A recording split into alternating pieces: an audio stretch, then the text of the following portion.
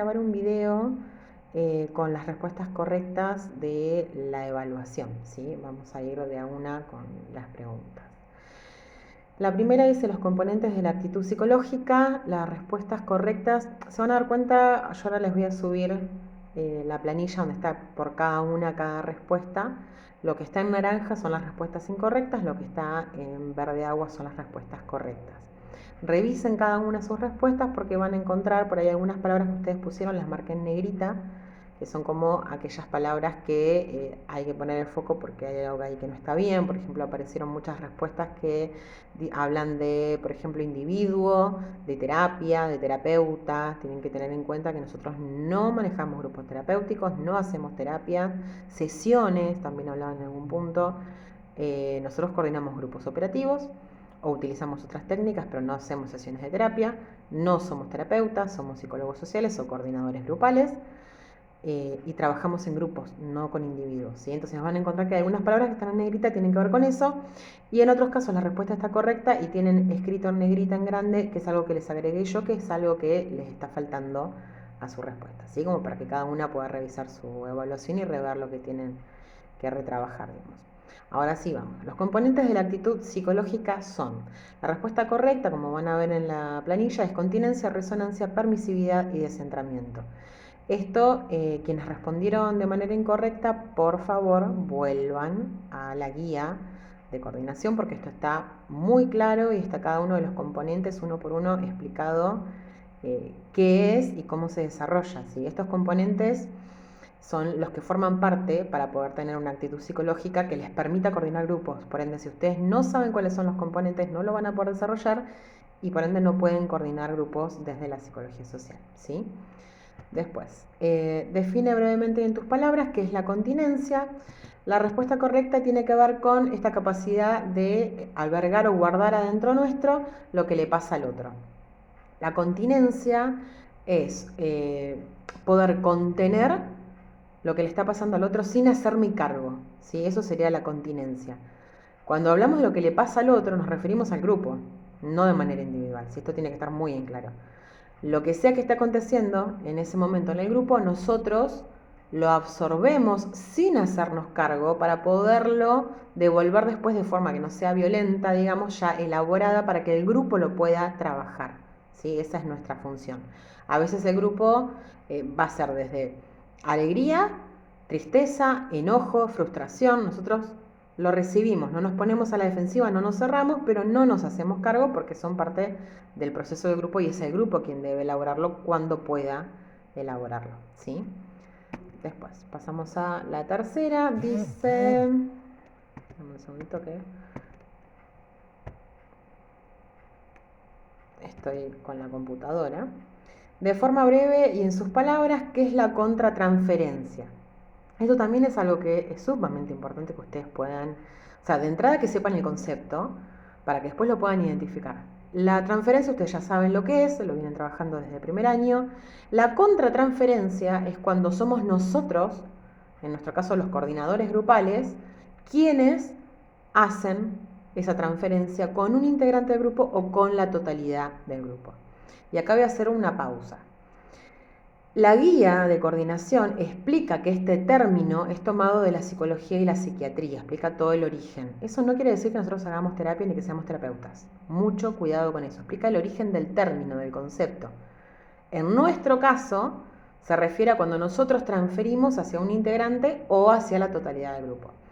Puede ser un deseo, una frustración o que alguno de los integrantes nos recuerde inconscientemente a alguien de nuestra vida personal o de nuestro pasado y hacemos una contratransferencia. La contratransferencia es la transferencia que se da desde ya sea el psicólogo, el psiquiatra, el psicólogo social o coordinador, como nos llamamos nosotros cuando estamos en instancias grupales, ¿sí? Y funciona como una forma de resistencia a la coordinación, ¿sí? Bien, seguimos con la otra.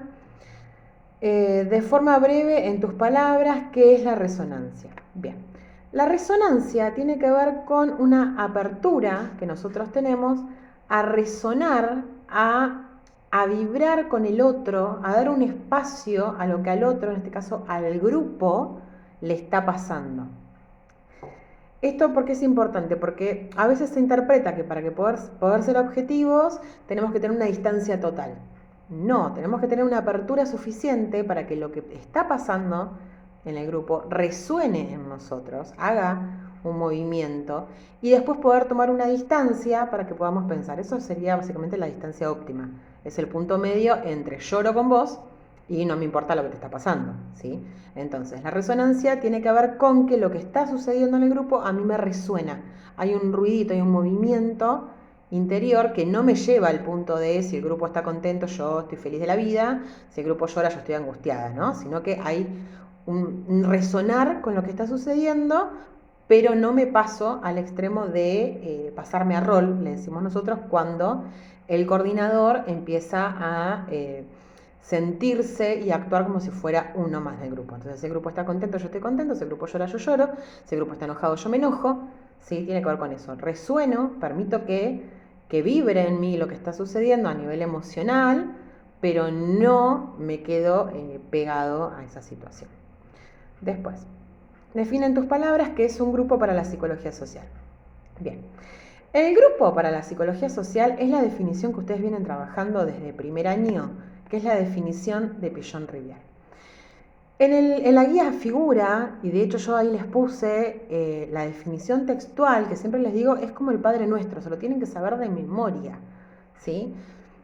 Cada componente de esa definición es sumamente importante. Esa definición nos dice, primero, que es un conjunto restringido de personas. ¿Qué quiere decir esto? Que no puede entrar y salir cualquiera, por una cuestión de encuadre, ¿sí? Puede pasar que se sume a alguien al grupo, pero es alguien que sabemos que va a permanecer, o que se vaya alguien del grupo, pero no es un bilú si entré, ¿sí? No puede participar cualquier persona. Cada integrante, para que ellos puedan trabajar, tienen que poder desarrollar una pertenencia, para eso tienen que saber quiénes son. Entonces, es un conjunto restringido de personas.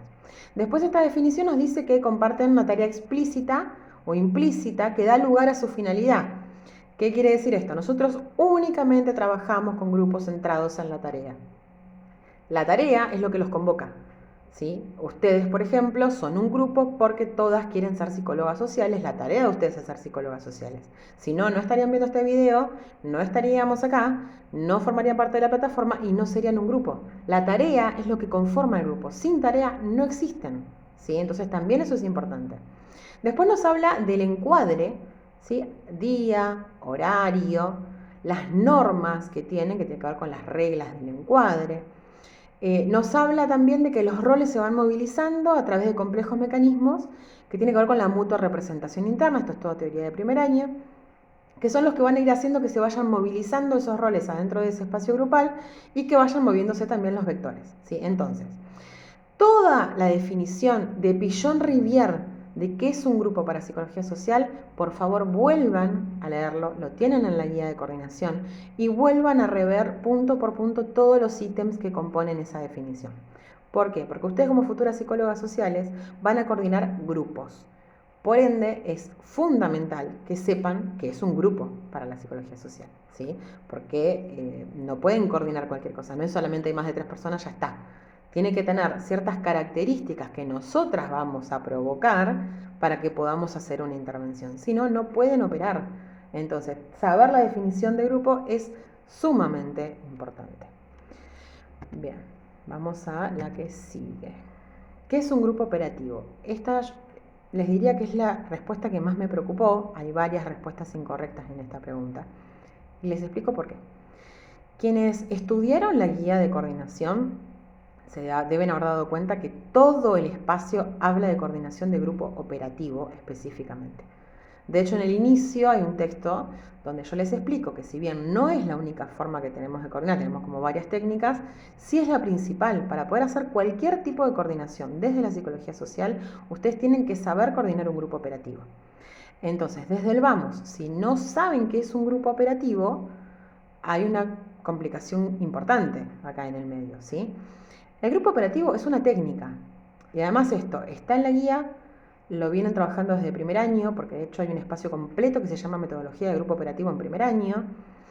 Lo hablamos en observación y en todos los últimos trabajos que ustedes han realizado de posibles intervenciones, yo he señalado lo mismo. El grupo operativo es una técnica. Les subí un video donde les muestro más o menos cómo funciona y he hecho muchísimos señalamientos repitiendo lo mismo. Es una técnica de intervención. Entonces, vuelvan ahí porque es la técnica que ustedes tienen que utilizar y tienen en la guía, justamente es una guía de cómo coordinar un grupo operativo. Por ende, es importante que tengan en cuenta que no es un tipo de grupo. Hubo respuestas donde decían que el grupo operativo es un grupo centrado en una tarea, o sea, es un grupo que tiene una tarea en común. No, o sea, a ver, sí, pero no. El grupo operativo es una técnica de intervención que se utiliza con un grupo centrado en la tarea. Un grupo centrado en la tarea es un tipo de grupo, es una clasificación. Tenemos grupos centrados en la tarea, grupos centrados en el grupo, grupos centrados en el individuo. Son clasificaciones. Nosotros vemos las características del grupo y los clasificamos. Nosotros solo podemos aplicar la técnica de grupo operativo cuando el grupo es grupo centrado en la tarea. Al momento en que nosotros proponemos una tarea explícita, ese grupo pasa a ser un grupo centrado en la tarea y ahí aplicamos la técnica de grupo operativo. ¿Sí? Eso tiene que estar claro. Al momento que nosotros aplicamos la técnica de grupo operativo, ese grupo pasa a ser un grupo centrado en la tarea. Pero es una técnica, ¿sí? Es nuestra forma de trabajo. Así que, por favor, quienes respondieron mal esto, es de suma importancia que vuelvan a leer la guía de coordinación y los materiales anteriores, porque se viene trabajando muchísimo esto de qué es el grupo operativo y para qué se utiliza el grupo operativo, ¿sí? Dame un segundito que tengo que correr acá la pantalla. Bien, ¿qué es un grupo operativo? Bien, ¿cuáles son los niveles en los que funciona el grupo operativo? La respuesta correcta son procesos primarios y procesos secundarios. Esto no lo voy a volver a explicar, está también en la guía, separado de manera bastante clara qué es cada uno de estos niveles. Es importante también que lo vuelvan a leer quienes respondieron incorrectamente. En general, quienes respondieron mal pusieron sujeto y grupo. Y acá también hay una aclaración importante. Hay como mucha confusión entre psicología y psicología social, lo cual a esta altura me preocupa un poco. Sujeto y grupo. Nosotros trabajamos con la interacción, con las formas de vincularse que tienen los integrantes del grupo. No hacemos terapia individual. Entonces, nuestro nivel de análisis no tiene que ver con el sujeto, tiene que ver con el grupo y la manera en que cada uno de esos sujetos se vincula entre sí y con la tarea, ¿sí?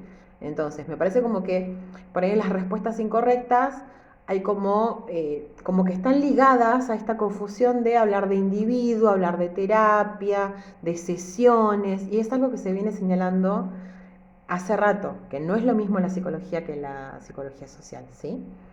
Entonces, nada, quienes tienen la respuesta incorrecta, lo mismo, vuelvan a leer la guía porque en la guía esto está explicado. Después, la escucha en psicología social es múltiple, esto también está en la guía, múltiple en el sentido de que nosotros no escuchamos a un sujeto de manera individual, sino que escuchamos de manera múltiple, en red, a todo el grupo, ¿sí? La escucha en psicología social es múltiple, porque son múltiples personas. Y además hay una cuestión de que no solo escuchamos las palabras, sino que tiene que ver más con lo que ustedes trabajaron el año pasado sobre la comunicación no verbal, ¿sí? Con lo que tiene que ver con los gestos, con el tono y demás. Entonces, nada, la comunicación es múltiple, esa era la respuesta correcta. Después, en forma breve y en tus palabras, ¿qué es la atención flotante? La atención flotante tiene que ver con no estar intentando interpretar lo que está pasando en el grupo. Es poder sentarme sin estar pensando todo el tiempo ni en ninguna otra cosa, ni tampoco en lo que está pasando, ¿sí? No intento interpretar, no intento buscar todo el tiempo el emergente que está pasando, porque dijeron, simplemente me siento, respiro, dejo mi cabeza en blanco y observo lo que está pasando. Cuando haya algo importante, generalmente identificamos el portavoz, que es el que nos va a tirar la primera pauta para que podamos encontrar el emergente y en base a eso pensar la intervención, porque va a haber algo que nos haga ruido, esa resonancia de la que hablamos, algo va a resonar, algo en el discurso de golpe, hay algo pasó ahí, ¿sí? Pero para poder lograr esto, tenemos que primero lograr la atención flotante. ¿Qué es esto? Es poder dejar la apertura total y no estar pensando, no estar intentando darle una explicación o un sentido a todo lo que sucede en el grupo, sino que voy observando, ¿sí? Voy sin intentar interpretar nada, sin querer hacer un gran análisis hasta que haya algo para hacer un análisis, para tener que pensar, ¿sí? Eso es la atención flotante. Después, esto que vuelvo a correr. ¿Qué es y por qué es importante la tarea explícita? Bien, acá también tenemos algo que es importantísimo. Quienes respondieron mal, por favor vuelvan otra vez con esto. La tarea explícita es lo que le da lugar al grupo. ¿Por qué es importante? La respuesta es muy corta, porque sin tarea explícita no hay grupo, ¿sí? El grupo se conforma para nosotros, en nuestra definición de grupo, esto está ligado, ¿sí? La mayoría de quienes respondieron mal esta pregunta también respondieron que era el grupo para la psicología social y va de la mano. Sin una tarea no tengo un grupo. Entonces, si nosotros trabajamos con grupos sin tarea explícita bien planteada, no hay grupo, no podemos trabajar. Por eso es importante la tarea explícita, ¿sí? Es lo que le da origen al grupo. Si no, no existen. Define en tus palabras qué es el encuadre y señala sus componentes. Bien, acá otro tema importante. Ustedes como coordinadoras del grupo, una de las funciones básicas que tienen es la de plantearle al grupo el encuadre, sostenerlo, porque el grupo en sus resistencias intenta todo el tiempo romper el encuadre, y nuestra tarea es sostenerlo. Entonces, fundamental y básico, tienen que conocer los componentes del encuadre, ¿sí? Cuando hablamos de encuadre no nos referimos solamente a día y horario. Hay varios componentes que también están explicados en la guía que tienen que ver con roles, con funciones, con la tarea. Hay un montón de componentes y con las reglas, ¿sí? No van a poder coordinar un grupo operativo si no tienen en claro qué es el encuadre y cuáles son los componentes que ustedes deben garantizar y cuidar para el grupo, ¿sí? Así que vuelvan a leer, y yo en las planillas que les voy a poner están todas las respuestas de todas, así que quienes lo tienen incorrecto pueden revisar también las respuestas que están correctas y volver a la guía para rever este tema del encuadre, que realmente es de suma importancia. Lo tienen que tener más que claro, ¿sí? Vamos a la siguiente. ¿Cuáles son los vectores del cono invertido? Acá van a ver que hay varias que les marqué que está incorrecto por dos motivos. Algunas olvidaron la afiliación. Si bien afiliación y pertenencia van juntas, digamos, están en un mismo nivel, porque la afiliación es como el paso previo a la pertenencia. Esto también es importante. A veces cometen el error de decir había afiliación y pertenencia. Es imposible. O hay afiliación o hay pertenencia. La afiliación es la primera instancia, cuando recién se están conociendo. Pertenencia es cuando ya aparece la noción de nosotros, ¿sí? Cuando el grupo dejan de hablar de yo y empiezan a hablar del nosotros. Son dos instancias de un mismo nivel. Primero hay afiliación, después pasan a tener pertenencia. Es imposible que estén las dos cosas juntas, pero sí es importante que podamos identificarlas a las dos, digamos, en qué momento se encuentra el grupo. Entonces, quienes no pusieron la afiliación, les puse la respuesta como incorrecta, y hubo otros casos que pusieron todos los vectores, pero no están en orden. Están, digamos, si este es el cono, los pusieron como saltando de acá a acá. Y está explicado también en la guía que el orden es de arriba, empezando por afiliación y pertenencia, hacia abajo, vuelve arriba del otro lado y de vuelta hacia abajo. Y el orden es importante porque tienen que tener en cuenta el efecto ascensor. Cuando yo veo un emergente que tiene que ver con uno de los vectores, tengo que pensar en el vector que está antes para hacer la intervención, no en el que está puntualmente ahora. A ver, por ejemplo, si yo digo, no, lo que pasa es que el grupo no coopera, compiten, no cooperan. Mi intervención no la tengo que pensar desde la cooperación del grupo. Lo que yo pienso es, bien, si no están cooperando, ¿qué puede estar pasando? Probablemente está fallando la pertenencia. Si el grupo no logra la pertenencia, no va a cooperar. ¿Se entiende? Entonces empiezo a pensar hacia atrás, me empiezo a ir para arriba. Si eso no funciona, vuelvo a ir para abajo. Lo usamos como un ascensor, vamos y volvemos todo el tiempo. No me centro únicamente en el vector que estoy viendo, digamos, así, explícitamente, sino que necesito poder pensar, bueno, a ver, si no están cooperando y acá me falló la intervención, capaz que tiene que ver con que falta pertenencia, vamos de vuelta. Todo está relacionado con lo mismo, por eso es importante el orden de los vectores. Por eso algunas pusieron todos los vectores, pero se los marqué como incorrecto porque no están en orden, ¿sí? Después, la pregunta justamente, ¿los vectores del cono invertido tienen un orden fijo y por qué? Bien, en esto les acabo de responder con lo anterior también está en la guía de coordinación. Después, ¿cuáles son los 3 recursos técnicos para intervenir? Define cada uno. Acá, interpretación, señalamiento y construcción son los 3 recursos técnicos. Acá también hay una cuestión preocupante y es la siguiente. Los 3 recursos técnicos son las únicas 3 maneras en que nosotros intervenimos adentro de un grupo. ¿Sí? Ya sea con la palabra, con un movimiento, con una actividad que llevemos. Son las únicas 3 formas que justifican que nosotros nos metamos en el grupo. Recuerden que quienes tienen que trabajar son ellos. Nosotros no damos clases, no damos explicaciones, no damos consejos. Son las únicas 3 formas en las que podemos intervenir. Ya sea un grupo operativo o cualquier intervención que estemos haciendo, siempre tiene que estar, digamos, enmarcada en alguno de estos 3 recursos. Por eso digo que es preocupante, porque ustedes ya están en instancia de salir a coordinar y hay varios casos en los cuales no saben cuáles son estos 3 recursos. Entonces es imposible que los puedan aplicar, vuelvan a estudiar la guía de coordinación porque no van a poder salir a coordinar si no tienen bien en claro cuál es cada uno de estos recursos. En el caso de la interpretación tiene que ver con que hago una interpretación técnica de lo que está sucediendo. No tienen que abusar de la interpretación, no la usen demasiado, cuando es absolutamente necesario. Y devuelvo al grupo esa explicación, digamos, como ese análisis. Pero bajo ninguna circunstancia utilizo términos técnicos.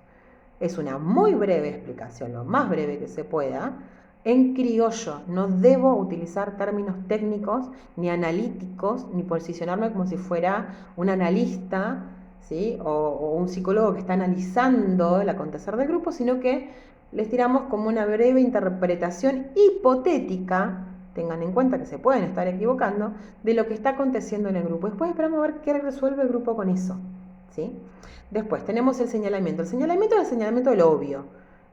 Está la puerta abierta, sobran sillas, faltan integrantes, no se están escuchando. O sea, son cosas que son obvias, que están ahí enfrente, pero que el grupo, hasta que no lo escucha un tercero, que ese tercero venimos a hacer nosotros, no lo encara, digamos, no busca la forma de resolverlo. Entonces nosotros lo señalamos cortito y al pie y nos volvemos hacia atrás y los dejamos que vean cómo resuelven. Después está la construcción.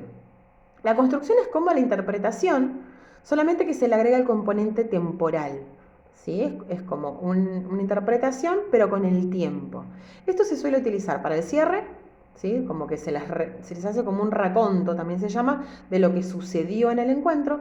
A veces lo tenemos que usar para volver varios encuentros para atrás o desde el principio. Usamos esto en 2 ocasiones. Una, cuando el grupo entra en amnesia. Muchas veces pasa que el grupo llega a un punto en el que están frustrados y sienten que no hicieron y que no avanzaron en nada. En ese momento necesitan que nosotros brevemente, recuerden que tienen que evitar el hablar mucho, necesita de que les recordemos el recorrido que hicieron y todo lo que han logrado, ¿sí? Sin felicitaciones, sin qué lindo, ni qué hermoso, ni qué bueno. Totalmente neutral, ¿sí? Como marcamos hechos, acontecimientos, para que ellos puedan recordar su propio recorrido y después ver qué hacen con eso. Entonces, cuando tienen amnesia o cuando estamos haciendo un cierre, ¿sí? ¿Por qué? Porque el grupo trabaja y en el interín que está trabajando, por ahí no reconocen todo lo que están logrando. Entonces, cuando vamos a cerrar, no es que nosotros terminamos y le decimos, bueno, gracias por haber venido, hasta luego y nos retiramos, ¿sí? Hacemos un pequeño repaso de lo que se hizo, un pequeño repaso de las cosas que se resolvieron, por ejemplo, de los avances que se hicieron o de aquellas cosas que quedaron pendientes para el próximo encuentro, ¿sí? Bien, esperen que avanzo esto. Después, ¿cuáles son los momentos del proceso grupal, pretarea, tarea y proyecto? También es importante que ustedes puedan reconocerlos, por ende, tienen que saberlos. Y tener en cuenta una cosa que sí es importante, que pretarea, tarea, proyecto no son lineales. La pretarea no es mala. Lo que nosotros tenemos que controlar es el monto. Si ustedes me dicen, el encuentro es de 1 hora y media y el grupo pasa 45 minutos en pretarea, estamos en un problema. Pero la pretarea es importante porque es ese momento en donde el grupo interrumpe la tarea para bajar las ansiedades. Entonces, esperamos a ver si aparece un líder que los vuelve a la tarea o los volvemos nosotros, por ejemplo, preguntando ¿para qué están acá? ¿Sí? No para qué estamos, porque yo no soy parte del grupo, ¿para qué están acá, por ejemplo? ¿Sí? Pero la pretarea no es mala y no es lineal. No es que el grupo primero está en pretarea, pasan a tarea, después van al proyecto. El grupo va a estar en pretarea, va a pasar a la tarea, va a volver a la pretarea, va a volver a la tarea, va a ir al proyecto, va a volver a la pretarea, porque así funcionan los procesos grupales, ¿sí? Y tengan en cuenta esto, la pretarea no es mala. Lo que tenemos que controlar es que si hay un exceso de pretarea, se va a disolver el grupo. ¿Por qué? Porque se cae la tarea. Como lo que le da lugar al grupo es la tarea, si ésta deja de estar presente, el grupo se va a disolver, ¿sí? Después, ¿qué cosas no debe hacer un psicólogo social? Acá todas las respuestas están bien. Yo les diría quizás por ahí que peguen una leída a lo que fueron contestando las compañeras, porque sería como interesante, porque todas respondieron cosas distintas, más o menos en la misma línea, pero cosas distintas. Por ahí sería como interesante unificar de que todas esas respuestas son correctas. Hay un montón de cosas que no debemos hacer. Y por último, volvemos a esto de, que yo les decía hoy que es sumamente importante, lo de las reglas del encuadre. La metatarea de nosotros es sostener el encuadre y cuidar las reglas, ¿sí? Por eso me preocupa un poco, porque únicamente Steffi fue la única que respondió bien esta pregunta. Las demás no conocen cuáles son las reglas del encuadre, por ende, tengan en cuenta esto, cuando ustedes hacen la apertura para coordinar un grupo, se presentan y tienen que marcar el encuadre y dentro del encuadre las reglas. Tienen que sí o sí saberlas, discreción, restitución y abstinencia. Sí o sí tienen que saberlas y conocer la diferencia entre cada una, porque además ustedes tienen que cuidar que esas reglas se cumplan y también cumplirlas ustedes. Así que vuelvan con esto de las reglas del encuadre. ¿Sí? Bien, esta sería ya la última pregunta. Les voy a escribir ahora